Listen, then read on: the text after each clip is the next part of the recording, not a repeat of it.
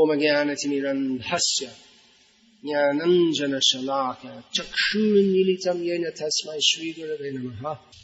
How a sadhu should act, especially how a senior devotee who is respected by others should act. Now, any member of the Krishna consciousness movement is dressed in dhoti, kurta, shaved head, tilak. It's very obvious that he's a member of ISKCON, especially in the Western countries. Everyone will know he's a member of the Hare Krishna movement. They may not know what the Hare Krishna movement is, but they'll think he's a Hare Krishna. And even here, in India now, most people, at least all educated people and many others also, they know about ISKCON and they can see who is a member of ISKCON. So, our members of our society in India, they are considered as sadhus, holy men, saintly persons, because people, they know we follow 4 regulated principles, that we're dedicated to chanting the holy names of God, preaching, that the people in India know that our movement is very pure and spiritual. They think like that. They know that there are so many different movements, so many different Hindu organizations. The people, they generally have a very good impression that our movement is very spiritual and very pure, not materially motivated. And in the Western countries, even though many people still very much misunderstand us, we're trying to establish that understanding among the people. Even many people in the West, they think our movement is something actually very spiritual, especially young people. They think if you actually want something spiritual, if you actually want that, which not many people do, but if you actually want something spiritual, then you should check out the Hare Krishna movement. So, this is stated in Chaitanya Charitamrita. Dharma thapam hetu sadhu vyavaha. That religion is established in this world by the behavior of devotees. And many times we've experienced this in the Western countries, that people, they've had a poor impression of our movement, but then just some contact with the devotees, how the devotees behave as gentlemen, they become very impressed and their whole impression changes. Actually, one devotee, he told this story once, that he comes from a very upper class British family. So he met his father once, and his father said, "Oh yes, my whole opinion of your society has changed because I saw one of your devotees, there was an old woman wanting to cross the road, but it was very busy. So he helped her to cross the road. So now I can understand you're very good people." So of course we're not interested in mundane welfare work. People tend to think you're good if you do mundane welfare work. But anyway, the point is that if people see that we're behaving very properly, nicely, doing people properly, then they will, their faith in our movement will increase. Every member of our society, in his dealings with the public, he's representing the whole society. I saw one time, very horrible experience actually. We were distributing books in one place in England. One devotee, I was distributing books side by side with him. And one man came up, Englishman, and he said, "Well, what about Shiva? I think that Shiva's supreme." And they started having a discussion, and our devotee, very quickly he became angry with that man. Definitely the man wasn't inquiring in a very submissive way, but the way that our devotee dealt with him also wasn't very mature. And what happened after a few minutes, to my horror, this devotee started kicking the man and trying to punch him. So this man, he simply withdrew and he walked away and he said, "Oh, Krishna consciousness, love and peace," like this. So that means that his whole impression about Krishna consciousness was spoiled. Definitely he wasn't inquiring in the proper manner. But other devotees, I know, they could have dealt with him in a way. At least he may not have left in a in a discouraged way. Now it's very unlikely that he'll approach the devotees again. His opinion is formed for life about our whole society because of the behavior of one person.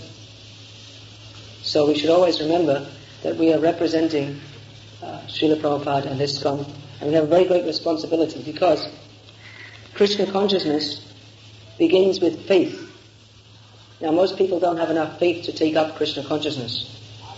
But if they have some faith that the devotees are good people, then at least they may take the book, or they may listen to something they have to say sometimes. At least if they're somewhat favorable, then that will be auspicious for them. If they even think, or if they even say, oh, Hare Krishna people are good people, ISKCON people are good people, then that is sukruti for them. And when that sukruti develops over many lifetimes, agyata sukruti means they don't know what the effect of that is. Unknowingly, they get the result of pious activities which are conducive for devotional service. And if one is favorable, then he's more likely to take up Krishna consciousness some more. Yeah. But if he's unfavorable, then his attitude may tend to become offensive, and he has no hope for taking to Krishna consciousness. And indeed, if one is offensive to Krishna and his devotees, is very inauspicious. He simply glides down to hell. Now, so we should act with people in such a way that they tend to respect us. On the other hand, we can never compromise our principles or our philosophy for the sake of pleasing the public. Our general behavior should be pleasing, but we can't change our program or our philosophy or our behavior to suit the public. Sometimes devotees, they don't like to preach very strongly, even though Prabhupada told us to do that. Of course, one has to preach according to time, place and circumstance. But one shouldn't water down the philosophy because you're thinking, oh, if I speak the truth, that people, they won't be very favorable.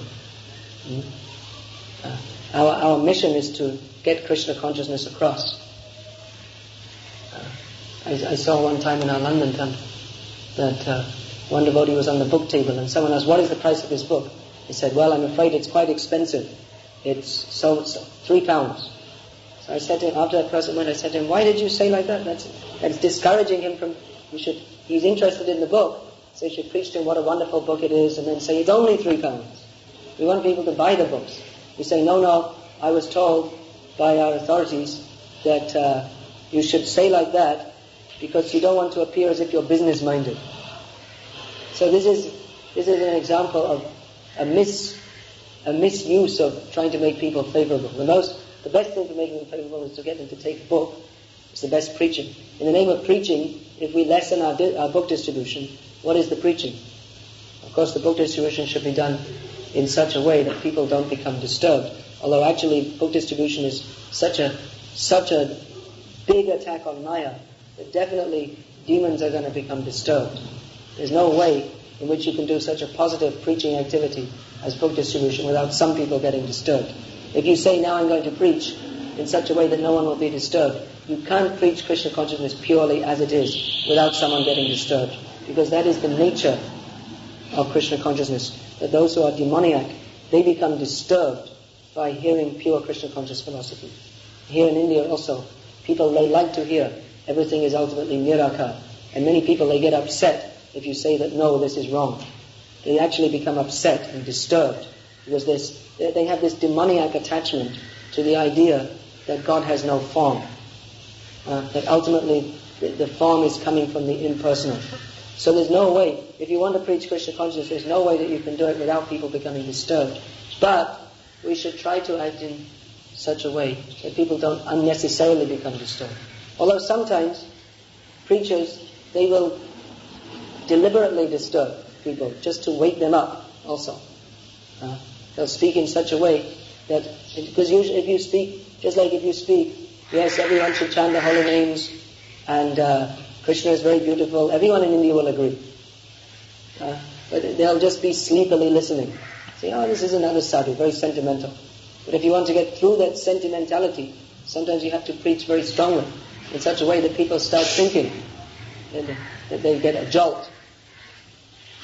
Now, the proper behavior of devotees, automatically a devotee develops all good qualities by practicing devotional service. If one's actually practicing devotional service, then he will develop the vision that all living beings are part and parcel of Krishna. So he'll deal with them in such a manner. And because he is amanina amanadena, ready to give respect to others, but not looking for respect for himself, because he's tolerant, he doesn't get disturbed by the crazy attitudes and behavior of other people. Because he's fixed in Krishna consciousness, he's not trying to get sense gratification from other people. He's not envious of them. So because he develops all these qualities, then naturally he can deal with people in a very pleasing way. Dhira dhira jana priyo priyakaro.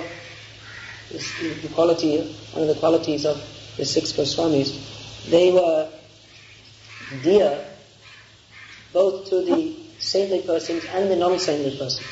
Their behavior was such. They were respected and trusted by them. Now, all devotees should know how to behave properly. But today I'm going to especially talk about those who are, all devotees. Those who are going out as preachers, those who are gurus, sannyasis, any senior devotee, how persons who others tend to respect, how they should act so that others may reciprocate with them in such a way that they may mutually advance in Krishna consciousness. Now, just one point on the side here, I'm going to say that sometimes devotees, they get on the case, so to speak, of some guru or sannyasi if his behavior isn't very proper, and they make a big fuss if one of them falls down, which is proper. It's not, they should make a fuss if they fall down, or if they don't behave properly. But one thing I'd like to mention here is that even one who takes Brahmin initiation, he should not fall down, and he should be an ideal example. Brahmin is supposed to be an ideal example. So if one has accepted Brahmin initiation, it's also a very serious thing if a Brahmin initiated devotee falls down. It's also a serious thing if a Brahmin initiated devotee doesn't attend the morning program in the temple. It's also a serious thing if he speaks the wrong philosophy or something like this. To be in the position of a Brahmin is not an ordinary thing. We take it very cheaply, for granted. We think that sometimes we think that only sannyasis, brahmacharis and gurus, they should attend the program, they should act like sadhus, and we criticize them if they don't. But even if one's a Brahmin, if he's Brahmin initiated, that means that he has to be very serious about Krishna consciousness. You may say, well, I'm a grihastha, and I can't follow all these things, but then why did you take Brahmin initiation? What is the meaning of it? If you don't follow very strictly. Brahma janatiti brahmana. Brahmana means one who knows what is Brahman. So if one is absorbed in materialistic life with Krishna consciousness just on the side, or if his Krishna consciousness is the kind getting up at 7 o'clock in the morning, then this is not Brahminical behavior. Prabhupada more than once he told the leaders in the temple, just go around and check all the devotees if they know the Gayatri mantra who are Brahmin initiated. If they don't know, if they're not chanting, then take back their Brahmin thread. Convert them back to Shudras. If you don't know, if you're not chanting, if you're not following, convert them back to Shudras. This is in one conversations book. I'll give that reference later. Then he said also, one who has fallen down after taking Harinam, after taking first initiation, he should never be credited with Brahmin initiation. And he also said, that one who cannot rise early in the morning, he should also never be given Brahmin initiation. We take it as a kind of formality. Someone's been in the movement 6 months, 1 year, give him first initiation. And another 6 months, 1 year, give him Brahmin initiation. But that's not the system. The system is only a serious devotee should take Brahmin initiation. If you're not going to be serious, don't even ask for it. In fact, if you're not going to be serious, What are you doing in this movement at all? So,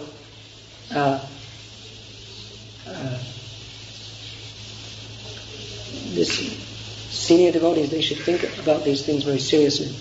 Whether we like it or not, as one becomes senior, that means as he spends more time in the movement, as he goes on steadily with his progress in Krishna consciousness, as you become senior, you become directly and indirectly and or indirectly influential on others' spiritual advancement. That means directly, you may be given some position or anyway, you may be given some position in charge of some other devotees. That means you have to see to their spiritual advancement also. Just like Sankirtan party leader doesn't just mean that he sends the devotees out to collect some money and distribute some books. Or head of the Pujari department doesn't just see that the artis and cooking is going on. Or the head of any part of the temple, he has to see not only that the service is going on, but he has to oversee the spiritual life of the devotees who are working under him. Whether they're getting up early, whether they're chanting their rounds, whether they're properly developing Krishna consciousness. And even indirectly also, you may not have any particular position, but as a senior devotee, people may come to you and ask you questions about advancement in spiritual life. And if you've been in the movement some years, even outside people, then may come to you and ask you. And indirectly, that means if someone's Brahman initiated and he doesn't come to the temple programs, then indirectly he is adversely affecting the spiritual life of the junior devotees, because then they think that, now I'm a new devotee and they're making me go to all the programs, but anyway, when I get a little bit older, just like all the others, I won't bother. I don't have to. I can take it as I like. So this is very bad. By example, one has to by behavior one has to set the proper example. Our Krishna conscious movement needs many leaders to fulfill Srila Prabhupada's desire, Lord Chaitanya's desire, Krishna's desire, to spread Krishna consciousness all over the world. Srila Prabhupada said that there should be a guru in every neighborhood. Just like here we have Indira Nagar, there should be a guru here. Then in another one, what is there? Ganga Nagar. I think there's all the different areas. There should be in every neighborhood. There should be gurus. Actually, the father in the family is supposed to be a guru for the family. That means, actually guru, he should teach the children how to be Krishna conscious. And that we need many, many gurus. Not just a few. But we need many, many, many. But that means their behavior should be ideal. This is required. Devotee's behavior should be ideal. Otherwise, he can neither benefit himself nor others. Now, we need many leaders, but if a devotee thinks, I want to be a leader, I want to be a big shot, people should respect me, now I should get a big position, then if one thinks like that, he cannot actually become a leader. You cannot become a leader in Krishna consciousness by any material qualifications. You can, but it won't work out nicely. Material qualification that can be used in Krishna's service, but the main qualification is that one should be Krishna consciousness. To be a leader in Krishna consciousness actually means to become the servant of the devotees. If one thinks like that, then he can become a good leader. One who has got a strong, steady service mood is gradually recognized by others, and then when Krishna gives him the inspiration, or when ordered by a superior to instruct others, he starts to do so. A real leader, even in the material world, commands respect. He does not demand respect. He's a leader by example. Srila Prabhupada said that a leader in Krishna consciousness means a leader in hearing and chanting. He should be the leader in hearing and chanting. It doesn't mean he has to lead every kirtan or give every class, but it does mean that he should set a good example of absorption in Shravanam Kirtanam, which is the life of our Krishna conscious movement. Please, try and listen. So, a leader in Krishna consciousness should always act and speak in an exemplary manner. This will help to guide others. Yad yad ajyoti sreshtas. This verse is there in Bhagavad Gita, that whatever a great person does, ordinary men or others follow in his footsteps. If the leaders act properly, this will uphold the prestige of their position and of the society. Same thing, if at the present time in our ISKCON society, the status of the sannyas ashram is, in the eyes of the devotees, is much diminished because many sannyasis, they fell away from their vows. So, if one has taken a position, he should be very serious to act in such a way that he doesn't break the faith of others. He should remain steady in his position. Now, all devotees in the public eye represent Srila Prabhupada and ISKCON. But those devotees who are senior, they represent Srila Prabhupada and ISKCON to the newer devotees or the junior devotees. Many devotees, they may be in this movement, but they don't have full faith or commitment to it. They have some doubts.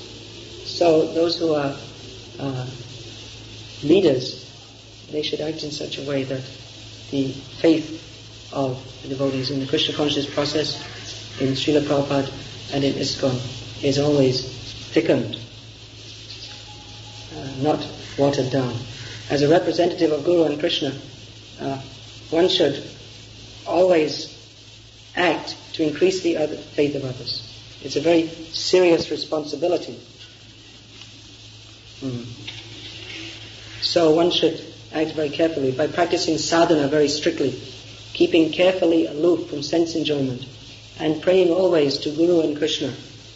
One keeps himself strong for executing the important duties that he is being entrusted with. He should be very careful to protect one who's sannyasi, guru, brahmin. He should be very careful to protect against fall down, for his own sake and for others' sake also.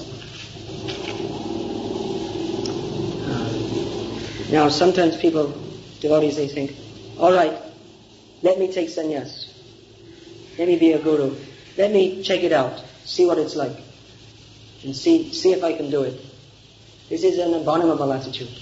If one is taking sannyas or if he is taking disciples, then he has to take that up. No question in his mind of going back. I know one devotee. He said, yeah, let me take sannyas, I'll see how it is. And after a few years, he fell down from that. It means he wasn't serious about maintaining his vows under any circumstance. He wasn't serious. Prabhupada said that if you're going for an examination and you think, let me try to pass in the first grade, let me endeavor for that, then surely you will at least pass. But if you say, let me somehow or other try to pass, then quite probably you will fail. So if one is going to take sannyas or Brahmin initiation or take disciples, he should be very serious not to fall down from that position. Sometimes devotees say that, well, Prabhupada made sannyas in ISKCON for preaching, and he said that if you can't maintain it, you can become a grihastha. He actually said that. But the idea is that if you can't maintain it, then don't go away from Krishna consciousness, at least get married and stay in the society and do some service. Don't run away altogether. But that doesn't mean that you can, that it's only for preaching, so it doesn't matter very much. You can take sannyas and again become grihastha. That is not the meaning. The meaning is that if you are vantashi, vantashi means literally one who eats his own vomit. It means one who falls down from sannyas. He's called vantashi. So, if you're going to eat your own vomit, at least do some Krishna consciousness also. But don't make plans to eat your own vomit. What kind of person is that? Who's thinking, well, now I've vomited, then maybe after some time I'll eat my vomit. What kind of intelligence is this? So, one should be very serious about this. Otherwise, What is the facility of sannyas for preaching? Because people respect that this person has taken a very serious vow, which most people couldn't even dream of taking, that they'll give up family happiness and sex life. Family so-called happiness and sex life. No more. Bas, finished, for eternity. For this life and life after life. So they respect that. But if the sannyasis all fall down, then people won't respect. Similarly, Brahmin initiation, that means you become, even Harinam, you become very serious that no meat eating, no gambling, no illicit sex, no intoxication. So if you're only doing that as some kind of fashion, and then after some time, well, never mind. What's wrong with a little meat, intoxication, gambling, and illicit sex? Then the whole meaning, the whole prestige, the whole seriousness of it in the eyes of everybody else becomes much less. And devotees, they may actually take first initiation, second initiation, and be thinking, well, doesn't matter if you fall down. So many others fell down. So I'll try it and see. Means that the devotees who fall down, they contribute towards the whole atmosphere of watered down Krishna consciousness. You follow, you don't follow, well, it's all the same. Mostly after, they'll postulate, mostly after some time, devotees they don't follow. So, he may be into it now, but just wait a few years and see. So this kind of atmosphere is created by non-serious devotees. Therefore, devotees should be exemplary. They should show an example. Why do people respect sadhus? Because they are living a life without what people need, what they take as happiness. They've renounced all these things, and still they're happy, much happier. They're living a life of renunciation. They don't watch TV, they don't go to the cinema, they don't have any arrangement for sense gratification. They live very simple life, sleep on the floor. No meat, no fish, no eggs, no gambling, no intoxication, no sex, no illicit sex. And still they're very happy. That means that these sadhus, they have got something which I haven't got. They have got something which money can't buy. Therefore people respect sadhus. So one should always behave as a sadhu. One should always rise early, attend the whole morning program. Even you may think, well, I don't feel like it so much. But at least for others' benefit also, one should attend this program. That means that especially leaders or anybody, if they don't attend the program, that means they're breaking the temple discipline. They're making the whole thing very cheap. You can go or not go. You're breaking Srila Prabhupada's instructions to go. Also, of course, one should attend the whole program to maintain one's own spiritual life. That will be discussed more in another section. The importance of attending the morning program. One should engage in Krishna service, not talk or act frivolously, not engage in prajalpa. If someone's going to take Brahmin initiation, sannyas, become a guru, all these things should be natural for him. Otherwise, it will be a great strain. If a sannyasi, someone's taken sannyas, but he still has a strong tendency to talk prajalpa or go to the movies or some crazy thing like this, then it'll be a great strain for him. It means he'll have to act. He'll have to put on an act of being a very saintly person. And after some time, the strain will be too much. He won't be able to take it. So one should actually have some advancement in Krishna consciousness and some taste for these Krishna consciousness practices. Otherwise, he won't be able to maintain the prestigious position that he's taken. One should not take sannyas merely to increase his prestige, so that people will think, oh, he's a sannyasi, or to increase. One should not take sannyas. Anyway, I'll discuss this more later. If one is attached, just like we saw, I don't know now, but previously in our movement, there were some sannyasis who were attached to relaxing on the beaches with sunglasses and driving expensive cars very fast or driving motorbikes. But this is, if you're attached to this, if you like to do this kind of thing, then please don't take sannyas. Don't make a fool of yourself and make a dichotomy within people's minds. Don't mislead others by not acting properly. Of course, when one may be a senior devotee, but when he's with other senior devotees, his god brothers or devotees he's very familiar with, sometimes he'll relax with them, joke somewhat. Doesn't mean that a devotee never jokes or he never talks in a relaxed way. Just that everything he does in Krishna consciousness. That's all. We saw Srila Prabhupada, sometimes he used to, if they were men of the same age as him, sometimes he used to joke with them or speak with them in a very familiar way. Sometimes when he wasn't in the public eye, he would, with his group of servants, he'd act in a more relaxed way. But generally in the company of his disciples, he would always act in such a way as to maintain the prestige of his position as guru. One time, there's one story. Brajendra Nandan Das Brahmachari, Brajendra Kumar Das Brahmachari, he was now Bhakti Brajendra Nandan Swami. So he was temple commander in Vrindavan temple. And Prabhupada, he was inspecting the devotees' quarters. He saw Brajendra Kumar's room. And he said, "Oh, how nice. You're living very simply as brahmacharis." He said, "I'd like to come and live with you." But he said, I cannot, because I have to maintain my prestige as guru. So that's a very interesting anecdote. So one may act in a relaxed way sometimes.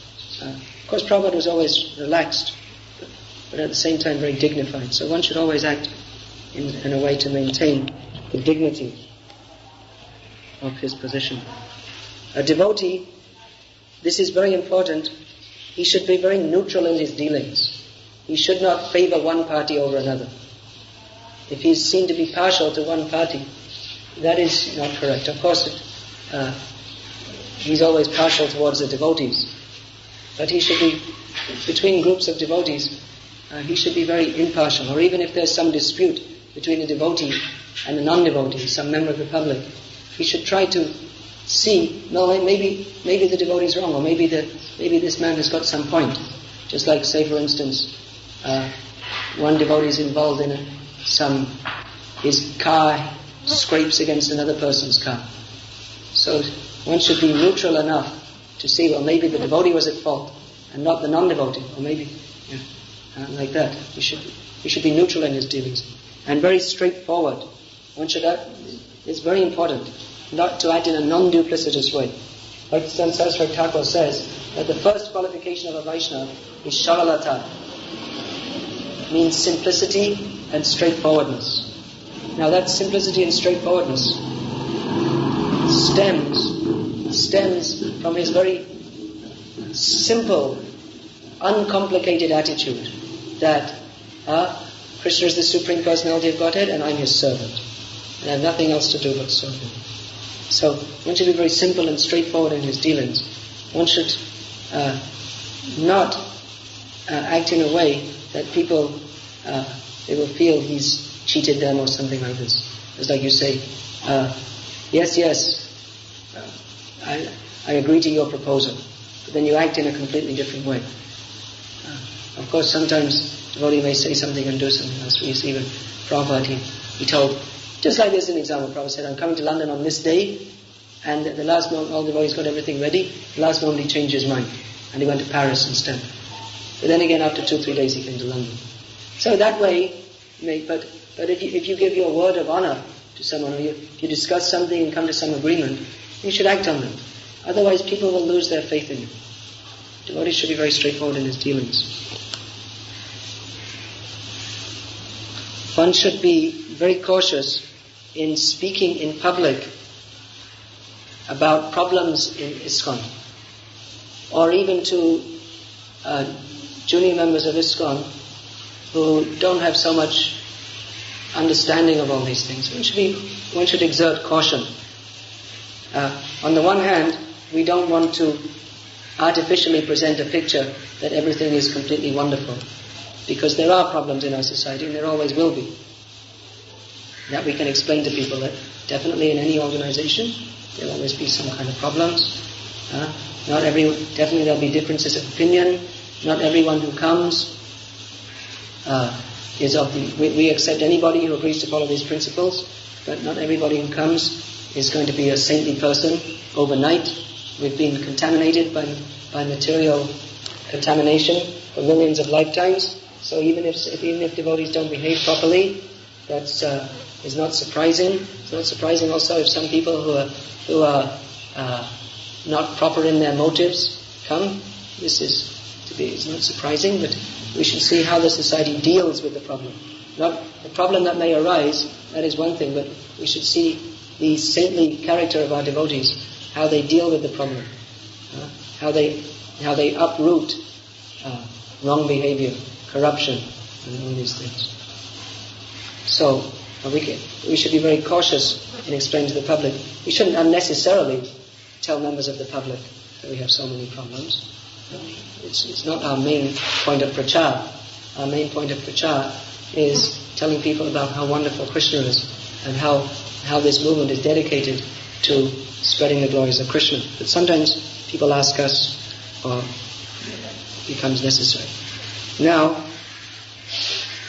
if we want to discuss, if some problem is bothering us and we want to speak to some devotees about this problem, we should speak to devotees who are responsible, who are mature, who can understand these kind of things, who have been through many of these problems in the past, and who are not going to become totally disturbed if we talk about some problem.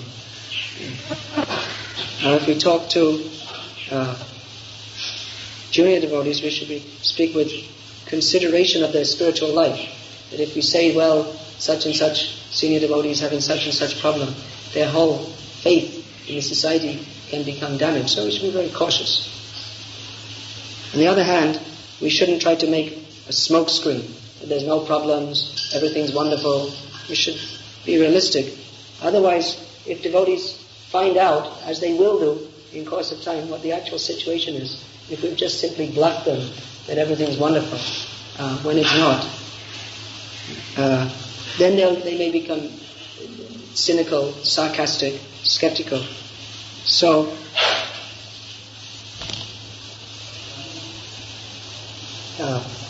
these are all very delicate matters. On the whole, if the senior devotees behave properly, then many of the problems in our society won't come about anyway. Now, back to the behavior, another point about behavior of sadhus. They should not be seen as pound, shillings and pence people. They should not have an image of being a big money mover, even though they may be. Some devotees have to deal with the Lakshmi. But they shouldn't be seen to be interested in money for its own sake. Someone has to be the treasurer. Someone has to take the checks to the bank and take out cash and all this kind of things. But one shouldn't be seen to be a wheeler and dealer in money, this kind of thing. Even Prabhupada, everyone knew that he was, under him a lot of money was coming into the society and going out. And Prabhupada in India, he used to tell people that every day we're selling so many lakhs worth of books. But still, people didn't see him as being someone who is interested in money for its own sake. He was just saying, just see, our movement's we're very successfully promoting Krishna. That was the whole attitude. Again, if a senior devotee is seen to be like a wheeler or dealer in money matters, then people won't think of him as being very saintly, and they may even suspect him of misuse of money like this. So one should be very careful. We already covered that one should be very honest and not break his word. Or in money dealings, it's said that money very easily breaks friendships and trust. So if for some reason one takes a loan, he should be or if he takes some books on credit or some, he should be very particular to pay that, not to have outstanding debts. Otherwise, you get a very bad reputation. Apart from it being wrong in itself, you'll get a very bad reputation, especially if among devotees, then the society, just like if a temple president takes so much value worth of books from BBT, and he simply sells the books and doesn't pay for them, then it becomes a great strain on the BBT. So you should think like this. Actually, in money dealings, it's recommended that if a devotee is taking a loan or something like this, either on his behalf or his temple's behalf or whatever, everything should be done in writing. So that Hare Krishna. Otherwise, there may be, if it's not in writing, there may be misunderstanding afterwards. If everything's done in writing, someone writes, I have taken such and such a loan, and sign it, put the date, all these things. Then it becomes without anxiety for both parties. Devotees should always have shaved head, male devotees. Not wear kami clothes unless absolutely necessary. Shouldn't, especially senior men, gurus, sannyasis, much better if they're not seen in karmis. No photos they should allow to be taken of them in karmis without tilak. As much as possible, they should not behave in an eccentric way. For instance, eccentric dancing in kirtan. Should dress neatly and cleanly, generally simply, not big fancy dress, generally, and also not underdressed. Sometimes you see senior men, they have very, very short gamcha on. This is not proper. This is a very important point. Senior men, their preaching and their understanding of Krishna consciousness and their preaching should be just in line with Srila Prabhupada. Just in line with Srila Prabhupada. They should be able to answer all questions, not by speculation, but by realized study of Srila Prabhupada's books.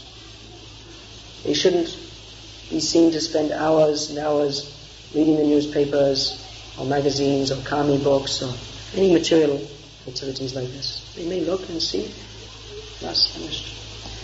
They should be seeing their reading matter as Krishna conscious. Not that of course you may read something, you may read some book which is helpful for your service, just like the gardener might read a book about gardening, for instance. But not that he spends hours and hours on this. So to summarize, senior man should always act, especially senior men, should always act in a grave and sober manner, not seen to be subject to unnecessary anger, hankering, lamentation, attachment, praise, honor, material happiness, also material happiness. They should not be attached to material happiness, luxury, etc. He maintains the prestige as a sadhu by his behavior. And another example of this is given in Prabhupada Lilamrita. Just like we were saying, the Guru maintains his prestige. In Paris, devotees were walking with Prabhupada, and there was a series of chairs on the public road. So they asked Prabhupada, do you want to sit down here? Prabhupada said, what is this place? He said, this is a cafe where people come and they drink coffee and eat. Prabhupada said, this is no place for a guru to sit. He walked on. So if one behaves properly, this inspires confidence. It is said that a sannyasi or a sadhu or even a Brahmin, traditionally in India, is considered as a walking god. So his behavior should be consistent, inside and outside. No private life. He doesn't sneak off to a kami restaurant or privately watch some nonsense on TV. So as walking God, he should actually be like that. Although despite all these qualities, he presents himself in a very humble and ordinary manner, as Srila Prabhupada did. But his his behavior by Krishna conscious realization should be godly. He doesn't practice one-upmanship, always trying to tell some new story. It's also or do something new. But just act in a very normal, exemplary manner of Krishna consciousness. A leader in Krishna consciousness, a sadhu, he keeps aloof from the material world. But that doesn't mean he keeps aloof from the devotees. That I'm a big devotee, I can't mix up with the ordinary devotees. This is what I call the ivory tower syndrome, where leading devotees, they're there at the morning program, and then they're just in most of the rest of the day, the devotees don't see them. They're in some big room or office of their own. They just have their own small circle. But they should be accessible to and take interest in the other devotees. I even know that some of our GBC members, they don't even know the names of the devotees in their zones, or who are the Sankirtan men, who are the Sankirtan leaders even. So they should not be so high and mighty, but they should be very friendly with the devotees also, know who they are, what their problems are, and see how they're eating, what their facilities are for living, all these things. All right. So, another point I didn't mention is that eating with the devotees, that leading devotees always don't have to have special eating arrangements, but you can eat with the devotees also. Actually, if they have special eating arrangement, that will tend to make junior devotees somewhat envious, and they'll think that, I'll also become a big devotee and I'll eat nicely. Sometimes they have their own private cook. It means some devotee is cooking especially for him. So much service is taken up. And he could also take the regular prasad, or if he needs some boiled sabji or something separate, he could also have that arranged. Not that he always has to eat big feast every time. This is a point which comes under consideration of in the section social stratification. Now, among devotees, we don't consider, or we shouldn't consider, money to be something very important. We don't measure a devotee's position by his money. But if someone coming from a very rich background gives that up to live simple life as a devotee, that is also something which is to be noted, that he's made a great sacrifice to come and live with the devotees. He's given up the money and the prestige and the opportunities for sense gratification and the comfortable life which goes with it. So that obviously will be noted by everybody. Back to the subject of this tape's discussion, more about behavior of sannyasis. This applies to all devotees, but especially to sannyasis. They must be very, very careful in dealings with women. Any senior devotee, even if he's a householder, he should not be seen to be fond of associating with women. Nor should he be seen to be very much anti-women. Rather, of course, householders, they may have to deal with women, but brahmacharis, sannyasis, they should be very, as much as possible, they should be very aloof from the association with women, neither for or against them, as much as possible, have very little to do with them. Of course, in our modern society and in our ISKCON organization, this isn't always possible. But one has to be very, very careful. Sannyasi especially should never be alone with a woman in a room or anywhere else. Even if nothing happens, one is certainly subject to very adverse criticism and suspicion. Even though one's character may be spotless. If there's room for criticism, definitely, even if there's only a suspicion of a possibility of criticism, someone will criticize. Chaitanya Mahaprabhu said, Sanyasira alpa chidra sarva lokegai. That if there's a tiny flaw in the behavior of a sannyasi, everyone will announce it very loudly. So one has to be very careful. Should be models of renunciation. It's called the renounced order of life. Of course, we have yukta vairagya, in which we use everything in the service of Krishna. But a sannyasi especially should show by his practical behavior detachment from sense gratification. This verse about yukta vairagya explains anasaktasya vishayan. The first point is that one has to be detached from sense gratification. Yataham upayanjita. But he knows what is the proper use of everything. Nirbandhe Krishna sambandhe. Everything should be used in the service of Krishna. Yukta vairagya uchate. That is yukta vairagya, proper renunciation. He should not be a shushka vairagi, unnecessarily to renunciation just for its own dry sake. But at the same time, he should not be seen to be very much interested in his own bodily comfort,